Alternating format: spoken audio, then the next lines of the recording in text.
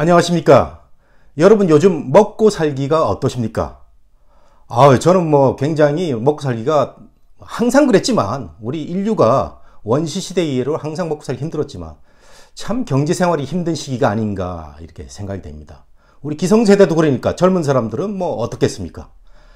그런데 대통령이 말이죠. 어제 청와대 비서관 회의에서 또 국민들의 정서를 모르고 개념 없는 말을 해서 염장을 지르는 그런 발언을 했어요. 우리 국민들, 기성세대, 젊은 세대 다 화나는 그런 발언인데 제가 말씀드리면 다 아실 겁니다.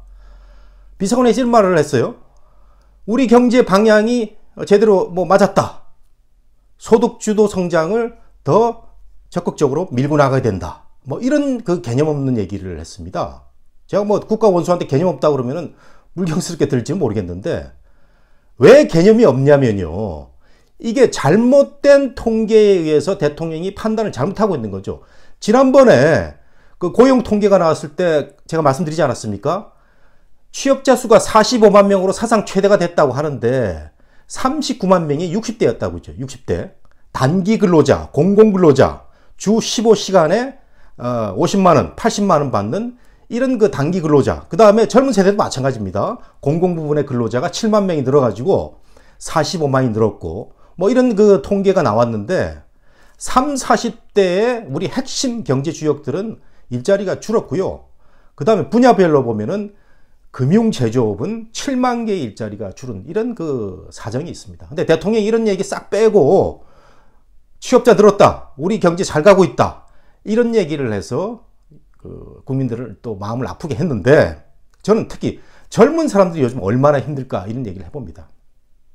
학교 대자보에 자취생 걸기 대회 이런 그 대자보가 붙어 있더라고요. 그래서 대학생들은 원룸에서 자취 많이 하죠. 기숙사도 있고 또 부모님 밑에서 안락하게 그 생활하는 친구들도 있는데 대부분 젊은 친구들 1인 가구로 그 자취를 하고 있는데 보니까 주거비가 너무 올라서 살기 힘들다는 겁니다. 그래서 소득의 50% 이상을 차지한다 이런 그 발표가 있던데 저는 한 3분의 1, 4분의 1만 돼도 얼마나 힘이 들까라는 생각을 하는데 자취생 걸기대회 주최하는 분들은 벌써 주거비가 소득의 50%를 넘었다 이런 얘기를 하고 있더라고요.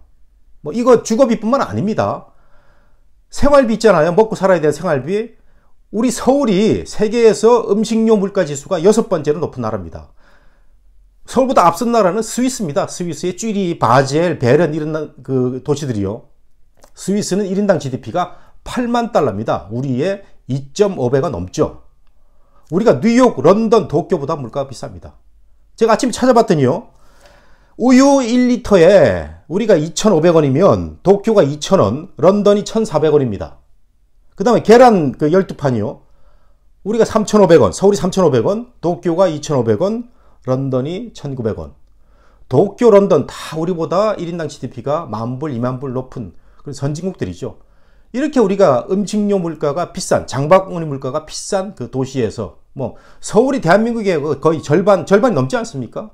이런 그 대한민국에서 살고 있습니다.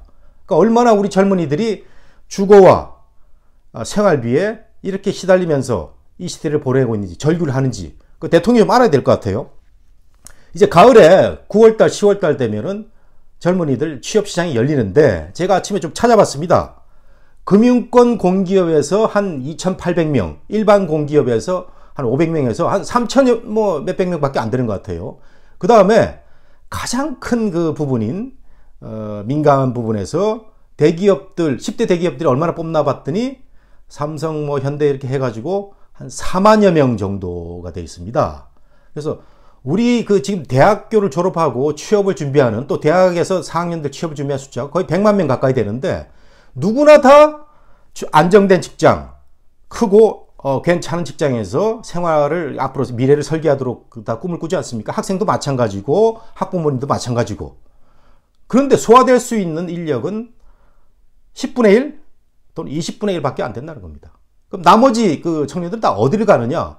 중소기업도 가고. 근데 중소기업이 대기업하고 격차가 많이 나다 보니까 잘 가게 안 되는 거예요. 옛날에 어떤 지도자가 중소기업 가라고 그랬는데 그 현실 잘 모르고 하는 얘기죠.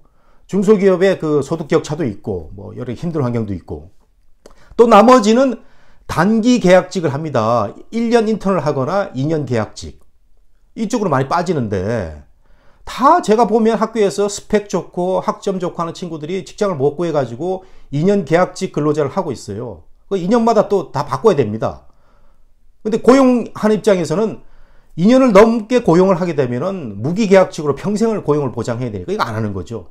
여기에 희생되는 사람들이 우리 젊은 20대 청년들입니다. 이게 정말 심각한 일이 아닐 수 없고요. 이마저도 안 되는 사람들은 우리 지자체에서 청년수당이라고 그래가지고 뭐 50만 원씩 주고 뭐 이러지 않습니까? 이거는 정말 그 청년들을 저는 모독하는 그런, 뭐 우리 급한 입장에서는 50만 원도 좋고 80만 원도 좋겠죠. 그러나 미래를 잘 설계해야 될 젊은 세대들한테는 이런 그 조그마한 음식을 줄 게 아니고 그 낚싯대를 튼튼한 걸 하나 줘가지고 이런 그 취업을 보장해야 되는 거 아니겠습니까? 이런 그 젊은 세대들의 그 고민이 절규가 지금 있는데 문재인 대통령이 전부 다 알았어요. 처음에 알아가지고 80조를 그 쏟아부은 거 아닙니까? 지금까지 3년 차에 80조가 다 어디 갔습니까? 이게 다 그냥 복지 계통으로 흘러나가고 일자리다운 일자리를 만들지 못하고 이런 그 참담한 결과가 나온 것 같습니다. 세금으로 우리 젊은 청년들의 그 아주 일시적이고 단기간의 어떤 그 일자리 또는 복지수당으로 대책을 세울 게 아니고 빨리 소득주도 성장 버리고요. 법인세 낮춰가지고 기업들이 정신 차려가지고 실적 올려서 우리 그 젊은 세대도 고용하게 하는 겁니다. 지금 실적이 이제 2018년도에 비해서 2019년이 더 나쁘다고 하는데 지금 이제 4만 명 정도를 예상하고 있지만 그 사이에 또 어떤 변수가 생기면 더 줄어서 3만 명대 한 30% 이상이 작년보다 줄어들게 된다. 이런 또 전망치도 있습니다. 그러니까 암울한 전망인데요. 빨리 우리 그 기업들이 시장에서 활력을 발휘해서 고용을 창출할 수 있는 이런 대책이 저는 절실하게 필요하다 봅니다. 20대 인구가 나중에 우리 대한민국의 미래입니다. 우리 노령층, 시니어들을 다 먹여 살리는 이런 그 추추톨 같은 세대거든요. 이런 세대들을 위한 특단의 대책이 요구되는데 제가 마지막으로 이제 한 말씀 드리겠습니다. 대통령이 이제 유엔 총회 출장을 또 5박 6일간 가는데 이거 일반 국민들이 많이 지금 그 대통령 너무 다니는 거 아니냐. 유엔 총회 총리가 갈 수도 있고 한데 뭐 어떤 급한 일이 있을지 모르겠습니다. 하여튼 대통령이 이렇게 말 한마디 던져놓고 청년들 나 몰라라고 또 이제 자리를 비우게 되는데 저는 청년들이 좋은 일자리를 얻어서 좋은 휴가, 출장을 많이 다녀야 된다고 생각하는 사람입니다. 마크 트웨인이 뭐라고 그랬습니까? 방파제를 넘어서 바다로 나가서 큰 세계를 보라고 하지 않았습니까? 청년들에게. 방파제를 넘어서 나갈 휘발유 값이 없는 겁니다. 뱃삭이 없는 겁니다. 우리 청년들이.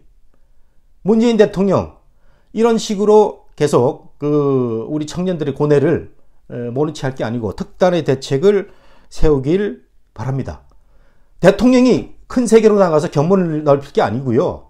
우리 젊은 사람들이 큰 세계를 바라볼 수 있도록 좋은 일자리 만들어서 휴가도 좋은 데 가고 세계를 마음껏 여행할 수 있는 이런 그 정책을 좀 마련해 줬으면 좋겠습니다.